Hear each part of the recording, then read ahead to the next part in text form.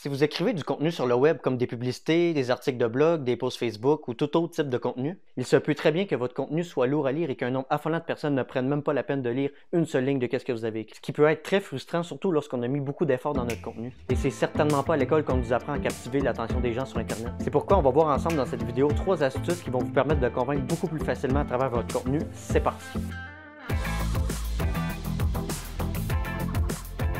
La première astuce que je vais vous partager, c'est d'espacer votre texte. Il n'y a rien qui fait plus peur qu'un bloc de mots géant. C'est pourquoi lorsqu'on écrit du contenu, et sur Internet en particulier, il est donc très important de séparer son texte par bloc de mots. Voici par exemple un article publié dans le Journal de Montréal. Regardez comment le texte est séparé. Ça le rend beaucoup plus facile et agréable à lire. Voici le même texte sans espacement. Ça a l'air beaucoup plus dur à lire, n'est-ce pas? Deuxième astuce. Beaucoup de gens sur le web ont tendance à faire 56 appels à l'action différents dans un même post ou dans une même publicité. La vérité, c'est que ça fonctionne tout simplement pas, parce que le temps d'attention des gens sur Internet est très limité. Ce qui veut dire que vous n'avez que quelques secondes pour leur faire exécuter une action en particulier. Il est donc important de rester focusé sur une action en particulier tout le long de votre contenu. Ainsi, vous augmenterez considérablement l'efficacité de votre appel à l'action. Troisième astuce.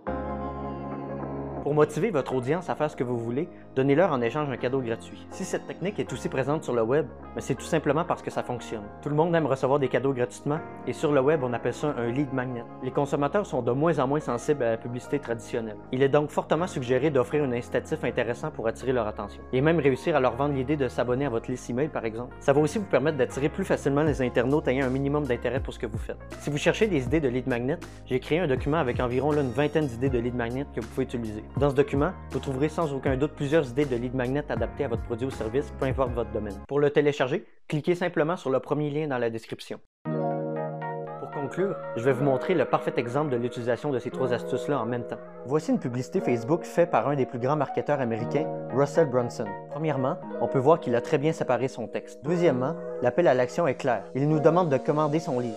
Get a copy of my book. The book is yours for the taking. Troisièmement, il utilise le livre lui-même comme lead magnet. En effet, il ne fait que faire payer le shipping aux gens. J'espère vraiment que cet exemple-là va vous avoir permis de mieux comprendre les 3 principes. N'hésitez donc pas à vous en inspirer pour créer votre prochain contenu qui, espérons-le, sera plus captivant. Si vous avez aimé cette vidéo, n'hésitez pas à la partager avec un ami et à vous abonner. Vous pouvez aussi laisser un commentaire ou un j'aime, ça va m'aider à avoir plus de visibilité avec cette vidéo. Sur ce, je vous souhaite une excellente journée et on se dit à très bientôt pour une prochaine vidéo. Ciao!